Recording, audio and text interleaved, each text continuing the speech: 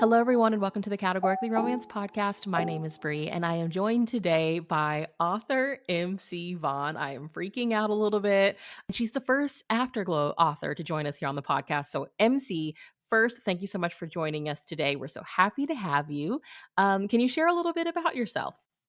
Sure. My name is MC Vaughan, as you have already shared with the audience. I am a Baltimore based author of contemporary romance, and my Harlequin debut is scheduled to release on June 25th of this year, which is really exciting for me. So I'm grateful for the opportunity to talk about it and to share anything about myself that you would like to know, as long as we also. Um, don't reveal too much, I Yeah. guess.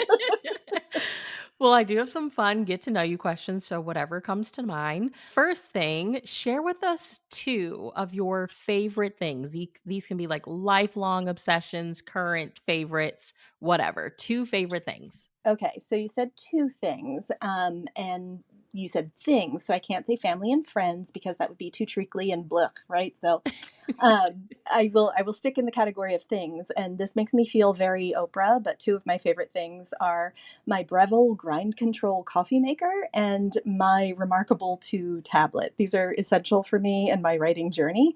So the first is because coffee. I turn coffee into words and books, and my Remarkable 2 tablet helps me uh, get them down. So and also the Remarkable 2 tablet. I swear this is not a commercial for them, but I used to burn through notebooks like nobody's business, and I like not killing trees anymore, basically. So that's the answer that I'm sticking with. I love that answer. Thank you for that. I love the really specific. I love it. If you came with a warning label, what would it say? Mm. As a longtime listener, first time caller, this is a question that I was really prepared for. And my warning label would be to leave me alone for an hour after waking because I love the sunrise. I love the morning dew. I really enjoy enjoying them by myself. And if you encounter me too early after I wake up, I'm not great. I'm not great. So I need that ramp up time. Yeah, I'm such a morning person too. And especially, I think this time of year, it is something really special about just like easing into it quietly. Like, I'm kind of the same. Like, yeah, I want to go for a walk and I want to like do it by myself. Like, give me Yeah, that time. that's 100% right. 100%. Well, who is one of your, and this can be any genre, most read authors? So this is another impossible question. So thank you for all of these challenges to my responses and things like that. But I'm currently, as are many, I'm sure, on an Emily Henry kick. But I have read just a boatload of Maisie Yates and Christy Barth and E. Elizabeth Watson, Robin Neely, Farah Heron, and Mona Shroff. Those are all like inside of the romance genre, but outside, I tend to go a little thriller, sci-fi, and murdery. So Mhm. I've been reading Kelly Garrett, Lara Lippman, R.F. Kuang, Kristen Wright, Elle Penelope. There's just too many. So No, I I know you love said it. one, but there you go. This is your show, so even if like, who is one? Like, I love when there's a list. So, yeah, I love that, like, oh gosh, I used to binge when I first started reading romance, like, I was binging some of those old Maisie Yates cowboy series, like, oh, Yeah, so you good. cannot go wrong. Can't go wrong. What is okay, one of there Yeah. if there's 2 or 3, whatever, what is one of the songs on the soundtrack to your life? Okay. So I did not pick anyone super modern because I can imagine my teenagers rolling their eyes at me. But Um, I decided to go with the Pretenders' "Brass in Pocket" because that was, like, the actual first song that I liked because I heard it on the radio instead of having it blasted in the background by, like, my parents or my older brothers and sisters and things like that. So that's the one I'm sticking with, even though people who know me in real life would be shocked I didn't pick, like, Depeche Mode or George Michael or something like that. Yeah, I think, the first song I remember liking Head Over Heels by Tears for Fears, and it's still I think that would be, like, number 1 on mine. I love the way you put it, like, the first song you remember liking. So, yeah, yeah. I mean, Yeah, so you have teenagers too? I have 2 teenagers. I do, I do. I like to joke around that I had them scandalously young, but that is not true in the least. I just like to pretend it. The eye roll is real, okay? Oh, and when they do it across the dinner table at me, they say nothing, they just look at each other, and I know I said something that Yeah, yeah. deserved it, but come on. I'm like, "Cut me a break, guys." Like, my daughter, it's all sass, and, like, my son, like, I would walk outside when they're walking home from the bus stop, and he would just like, "Please." I could see in his eyes, like, that fear, like, "Please let her go inside. She's gonna embarrass me." Oh, sure. Yeah, and we've definitely achieved the stage where if I am slightly off in my facts or misrepresent a story in a teeny tiny little embellishment to make it more interesting, I get corrected immediately. I'm like, Oh, okay, yeah. fine. How dare you miss this one? Well, you decide you want takeout for dinner tonight. Where do you order from and what do you order? So, as a Baltimorean, I should say steamed crabs, but that's like a whole event and a commitment. So, if we're just talking takeout for an average night, I'm probably going to go with a matzo plate, which is an appetizer sampler with falafel and stuffed grape leaves and hummus and baba ganoush from a place around the corner from me called Umami Global Bistro. It's like a little bit of everything, so I don't have to think too deeply about that particular order. Oh, that sounds so delicious. So It's delicious. it's like the best falafel around, I swear. Well, we love hearing romance origin stories here. So, can you share with us how you became a romance reader? Yes, I love this question, and my romance journey started when I was 14. I babysat a toddler for the summer, and she took, like, a 90-minute nap every day, and so during that nap, one fortuitous day, I ended up just burning through the book that I brought with me like 10 minutes into her nap. So I was like, "Uh-oh, gotta find something else to read." And I found a copy of Joanna Lindsay's Silver Angel, which is bananas and very problematic, but at the time I was like, "What is this?" So, like, I learned about waxing from that book. It was crazy. So the rest of the week it it alternated between Silver Angel and The Little Mermaid, so, like, it was a great week, and that was really my first exposure to romance novels. I read kind of omnivorously for years, and then, when I read Bridget Jones's Diary, that really kicked off my obsessive tear through what was then known as chick lit, for better or for worse, and that kinda locked me in for life. Are they making a new Bridget Jones? They Did I see are. that? Okay. You did. So, I will not spoil it for anything, but there was I think a third book called, well, I no, I'm gonna get the title wrong, so I won't repeat it, but, it if this movie tracks with what that book is, I think there are gonna be a lot of people who are just surprised and maybe, have their hearts broken a little bit by what happens, in the movie, but maybe I'll be surprised. So I feel like I missed the chick lit boat, and I'm always so fascinated to hear readers who read it, authors who wrote it. Like, what do you remember loving about those books? They were an exposure to how a lot of 20 and 30 somethings around, well, I was most deeply read in US and UK chick lit, but it was just all this sort of like quarter life coming of age, figuring things out for the first time. And as someone who was kind of that age while it was occurring, it was really eye opening because it centered young women in a way that a lot of popular fiction did not. And it was, I mean, it was lighthearted, it was fun, it talked about shopping, it talked about, clothing and things along those lines, things that are normally kind of denigrated in a lot of pop culture. Yeah. Yeah. I always wonder now, I'm like, is that missing? Is it still happening? And maybe we just don't see it because it's not like a big boom like it was. Or is it truly missing? Well, so here are some of the hallmarks of chick lit of the late 90s, early 2000s. They had, let's see if this sounds like anything you've heard of. They had comedic elements. They had illustrated covers. They were not like life and death stakes or anything like that. They were just kind of fun. And now I'll see these lists on Goodreads and it'll be like chick lit, and it'll usually be rom-coms, Yep. and I'm like, "Did the title just change? Did the Right? terminology change?" Like, I don't know, I don't wanna be a purist or whatever, but I just chick Uh, lit sounds so cool to me.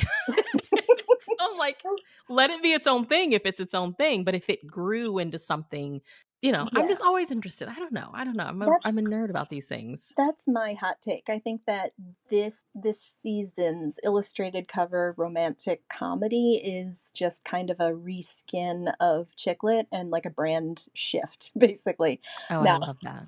that's my hot take. I don't I know that love the that's take. Okay. anything that anyone else would agree with, but So let's chat your writing journey. Have you always been a writer or what?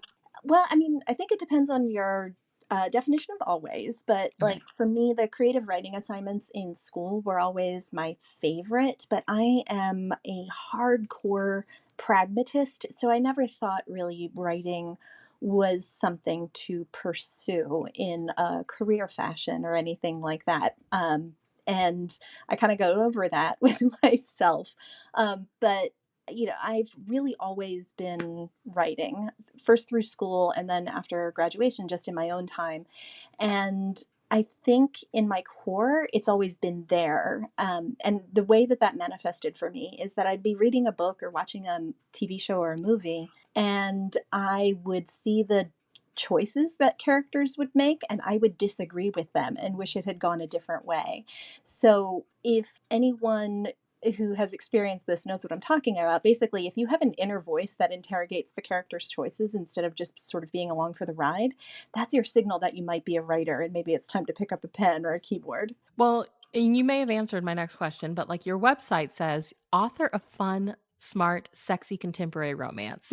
When you look back on media that you've consumed, books, movies, are there any that you feel imprinted on you that led you to writing the romances you're now writing that you enjoy to write? Yeah, well, I already mentioned Bridget Jones's Diary. That's probably, foundational for me, even though it's a retelling of Pride and Prejudice. But so I guess we could go all the way back to Jane Austen, can't we all? But I loved Say Anything, Easy A, Crazy Stupid Love, Crazy Rich Asians, like all the Sophie Kinsella books, Dirty Dancing, the Insecure HBO series, The Lost City. Like there's too much, and I know I'm forgetting a lot of stuff. But every single movie my parents rented in the 80s in some way contributes to what I write today, like going back that far. And things like Indiana Jones, love that movie, but I was sitting there wondering how Marion Ravenwood ended up running a bar in Nepal. So, like, those are the questions that I kind of have distilled in some of the stuff that I write today. They're not all like 80s focused or anything, but just anything that you've consumed through your lifetime, I think at some point sort of feeds into that. But those things that I just referenced, those are the kinds of movies that I will just stop and watch anytime I happen upon them, and I just enjoy every single time I watch or read. Well, from what I could see online, it was 2011 when your first title was published, and it was called Dress Rehearsal. What did the world of romance publishing feel like for you as you were entering into it? Well, it sort of felt impossible in a way. I mean, I knew nothing about publishing. I could see things were changing around that time. That's really when a lot of authors were self publishing and independently publishing and things like that. And I mean, when I started pursuing it, this is going to make me sound like I need to like go shake my cane or something like that. But a lot of agents were still accepting paper queries. And so I wouldn't say that I got like strong bites, more like nibbles, but enough to encourage me to keep going. And then I just kind of hit a wall with the querying. And I thought, maybe I'll just independently publish this because I had trunked a couple of novels already. And I thought that there was something to this one. So I went through the process of independently publishing it. And, I sold some. It was more about finally putting something out there into the world that other people could see. But it was really hard. And I have all the respect for people who are in the indie game because being your own sort of best marketer and your initial writer, but then pulling together your village of editors and cover designers and things like that. I have all the respect. I know myself well enough to know that I need to be sort of guided through the process instead of self guided. So that's why I started to seek out more traditional publishing opportunities. And so that's when I joined Maryland Romance Writers, which is based here in central Maryland. And I learned a lot from that group, such that I was able to submit to Pitch Wars in 2015.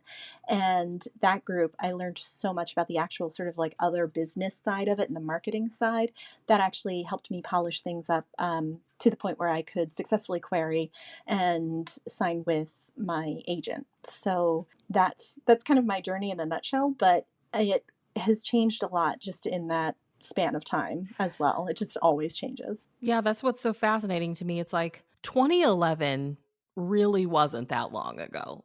But No.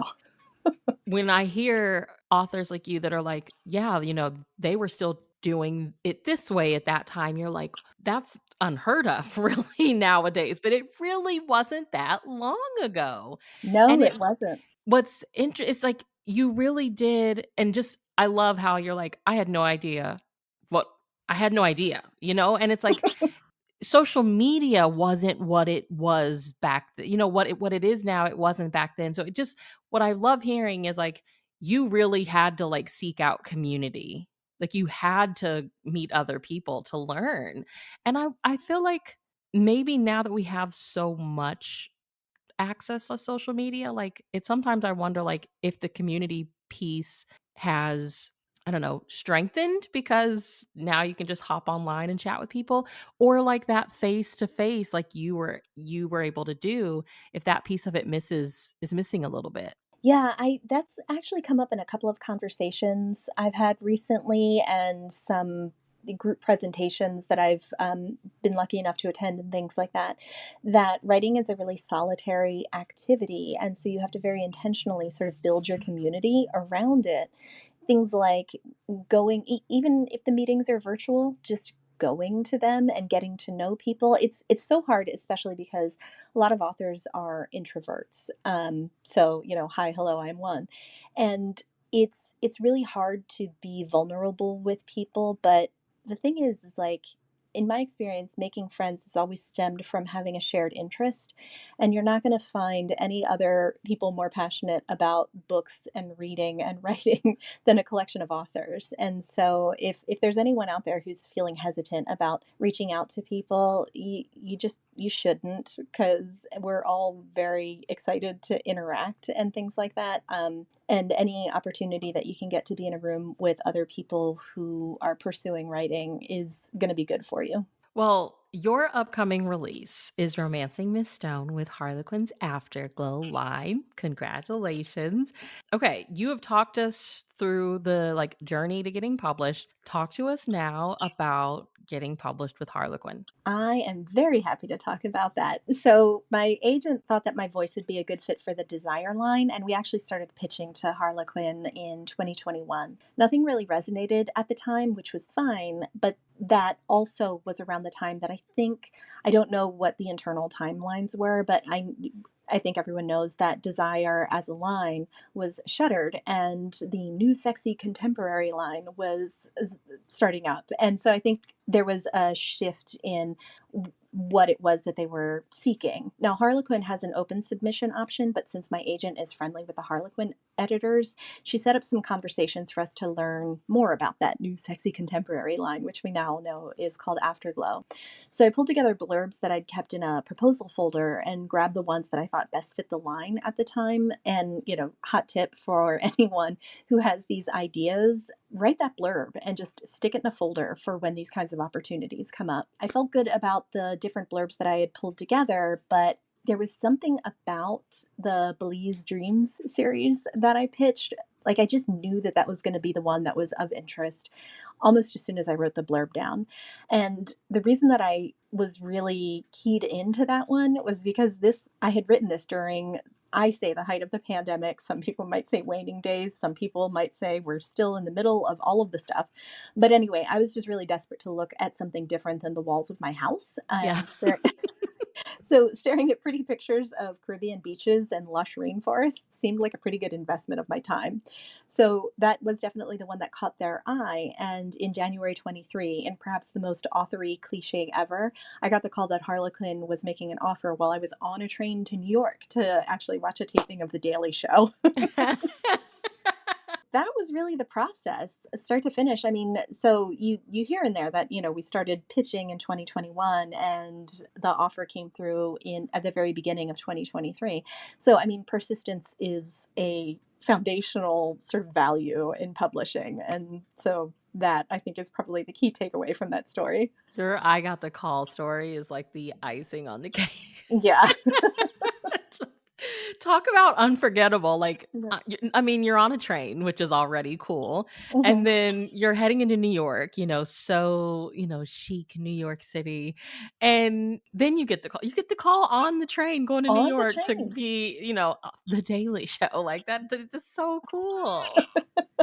It's one of the benefits of being an East Coast resident. Well, like I said, you're our first Afterglow author to join us on the podcast. So if anyone has yet to read it, I'm always hoping like somebody brand new will stumble upon this episode, the podcast. If they haven't read a Harlequin Afterglow title yet, how would you describe the line to them? I know we love the sexy contemporary, but like, Sure. is that how you would describe it, or is there more? What would you say? I mean, definitely that, but the more of it is that it first of all, it's a lot of fun and offers a wide variety of stories. People who reflect the whole of society, really. So there are male, female, female. There are seasoned romances in the mix, like just a really wide variety. And I think the main thing to know is that these are not characters who are like drenched in money and luxury, who like summer in the south of France and winter in Aspen. These are all people with jobs and bills and extenuating circumstances that make their lives tricky. So the characters that you see featured in Afterglow, they're going through rough patches in life and coming out on the other side, holding hands with their happily for nows and sometimes happily forevers. Well, can you share with us what Romancing Miss Stone is all about? Yeah, I would love to. It starts with Bo Ferguson, who is the planniest planner who ever planned. Like, he's known who he was and what kind of life he wanted since he was like 12. And that involved the girl on whom he had a crush at that age. So, when the book starts, their relationship has been a little rocky. They've been apart for a couple of months, taking a breather while she completes an archaeological dig for her master's program in Belize. The day before she's supposed to come home, she breaks up with him via text, and needless to say, he's surprised. He can accept a breakup, but not like this. He needs to know that she's okay, so he hops on a plane to find her. Of Except he's not, course. of course. Except he's not really great at finding people in the middle of a rainforest using latitude and longitude, so he hires a tour guide named Alex Stone. He's surprised to find that Alex is actually a bundle of sarcasm and curves, and a little ashamed for making the assumption that Alex was a guy. Of course, they go to find his ex, but they more so find each other instead. Oh, yes. Yes. This sounds like the romantic comedy we all need adapted to television. Oh I my mean, gosh. I think so. I'm with you. I think so too. Okay, this is so brilliant. I love this so much. Like it sounds like it just makes me think of like, oh my gosh, like he's just not that into you. Like those like fun, like how are you doing this? Why are you doing this? Romantic comedies of Once Upon a Time. So like, how did this come to you? Like, I know we're in the pandemic. You were like looking at photos of like rainforests and beaches, but like, how did Bo and the whole story unfold for you? So obviously, it's an homage to *Romancing the Stone*, Hmm. a favorite film of mine, and it was like one of the bajillion '80s action movies that my parents, and more specifically my dad, would rent for movie night for the family. It was a lot of fun, but I never loved the persistent damsel in distress theme in so many of those movies because most of the women that I know in real life know how to drive stick, they work with power tools, and can generally get stuff done. So one day, I swear, I was just sort of walking along, and the title "Romancing Miss Stone" popped into my head, and I was like, I have to write that. But the idea for Bo, I actually owe to Sleepless in Seattle because in that movie, Bill That's my Pullman's favorite. okay. That's my favorite. Okay. Okay, so Bill Pullman's character in that movie didn't do anything wrong. He never hurt anyone. He just wasn't right for Meg Ryan's character. So No, I he would sort of wasn't. right? So I like to imagine that after being unceremoniously dumped, he found his own happily ever after with someone who lit him up inside. So I sort of married those two movies together to work through, again, that sort of inner authorial voice of how I wished things would have gone. And that's where the whole story came from. Yeah, because his character in that movie totally would have been like, "She broke up with me via text. I have to go see what's the matter." Like, he would have totally done that. Exactly. Exactly. Well, can you tell us I mean, I feel like you've shared behind the scenes details, but can you share a behind the scenes detail of writing the book? Like, once you really got going? Yes, yes. So, I should actually give some credit to Grace Godwin. She's an author whose workshop I attended on plotting for your particular subgenre, and the tip that she gave that's proven so valuable to me is that when you are writing for a very specific subgenre, you want to deliver, you must deliver on what the reader is expecting from you. And so that doesn't mean using a formula or anything like that, but like for example, if you're writing a shifter romance, you must have that scene where the love interest sees the shifter in their animal form, right? So I applied this to a road trip in a slightly wild foreign country genre of book, and everything came together pretty quickly. Torrential rain, check. Sleeping in the rainforest, check. Dancing in a local village, check. Leeches, sort of. So um, I was waiting for it. yeah, I mean, you know it. It has to be there. But then, what I then did was marry up those scenes with all of these sort of must-have locations for Belize. So I bought a Belize travel guide and figured out all of the best places to match up for these various scenes that I knew I wanted to have occur.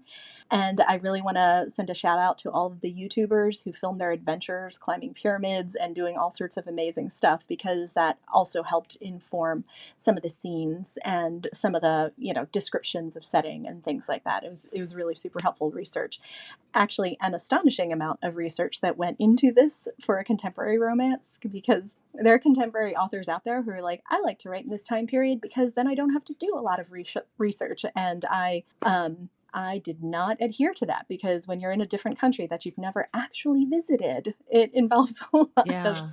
a lot of research on my part. And bless the content creators out there, because yeah, YouTubers, the travel vloggers, I Oh never my even would gosh. have thought of that, but yeah, there are people sharing that type of stuff all the time. All the time, and it's so helpful. I mean, because, like, Google Maps you can only drop yourself onto a road so far, right? Like, they don't they don't go deep into a rainforest or into these, teeny tiny villages or anything like that, so hooray for the YouTubers. What did you feel like you took away from the experience of, like, finishing this book, hitting submit or hitting send, and it now coming out? Like, looking back on the experience of writing it, what do you think you took away from it the most? I mean, it's been such a ride because time went both slow and fast, right? Like, and I think that's probably true for most people's lives, but the writing of it was really a lot of fun. I mean, it felt like an adventure as I was writing it. And it's funny because sitting at your keyboard day after day after day, you don't know if the pacing is working the way that you intended it to and things like that because you want it to be pretty snappy, but you really need to dedicate the time to make it do that. So that was a takeaway from me that it was a lot of fun and it was a lot of work, but then it was a lot of fun again. And the editor that I'm working with at Afterglow, John Jacobson, they have We just love John. they have such great comments and insightful reflections, and also just making me pause and focusing on some of the emotional development where I might have just gone plot, plot, plot. So incredibly helpful. So that's definitely one of the best parts of this process is having the opportunity to work with John. And I feel like we need more adventure romance. We just need it. I don't know if it's because, like, on our side of the world here, we're like easing into summer, but I don't know. I just think I think having lived through the pandemic where we experienced a little bit of time where we couldn't go anywhere, I don't know, I think fictionally, like, having books like these that can mentally just take you somewhere else, Yeah. I don't know, I think it is a really needed, like, escape. I totally agree, and honestly, nothing makes you appreciate home more than going somewhere else for a little while and trying on a different lifestyle, and you come back and you're like, "This is pretty good," but you need those balances, and, for me, the whole point of reading about other people and reading about other places is to develop some empathy, but then also develop, like, an understanding that we're just not the only people in the world, and so it's kinda good to get out there and explore, and see I don't know, just see what else is out there in the world. Again, always makes me appreciate home, but Yeah, yeah, for sure. I mean, and home will always be home, right? I just think too, like, it just makes you realize like how small like your problems can be or like how small your existence is. Like there is a whole world out there. And I just think, I don't know, and blend that with romance. It's just the yeah. perfect combination. Well, so there is this thing that I read once that when couples initially fall for each other, the dopamine and all of the sort of oxytocin like feelings that are generated during that initial falling phase, those fade over time as you mature in your relationship. That doesn't mean that you're falling out of love or anything like that. It's just evolving into something else. But to sort of trigger those feelings again, going on trips together, even trying new restaurants together, having that little teeny tiny bit of adventure helps you sort of rediscover the person that you're with. And so I think that's the whole point of going out and exploring new things together. Sometimes it can be a disaster, but sometimes, most of the time, it's more of an adventure. Well, are you currently working on anything you can tell us about? Like, are we going to get more adventure romances? Well, I hope so. There is actually a second book in this series. I've turned it in, and its working title is Destination Weddings and Other Disasters. So I love that. so so that's in editing now. That's actually slated for summer of 2025, I believe. But I'm also currently working on a novella for an independently published small town Christmas romance anthology coming out later this year, also tentatively titled Wreck My Halls. And I love Christmas romances too, so yeah, I'm I mean, excited, okay? it'll be my first Christmas romance, so that'll be fun. And I also have another proposal out there that I can't really talk about, but there are things afoot, shall we say? Well, we are rooting for you. Please share with everyone where we can follow you online. Do you have a newsletter? Plug all your stuff. So you can pretty much find me anywhere. I'm most active on Instagram. My handle is MC underscore Vaughan. It's my handle in most social media. You can also find me at my website, which is mcvaughanauthor.blogspot.com. Google will get you to me as well. So if you prefer that, go for that. But I've got a presence on all of the socials. But yeah, Instagram's probably the best place to find me. Well, I will leave all of that linked below. Thank you so much for hanging out with us today. Thank you. I really appreciate it and love talking to you, Bree. Thank you.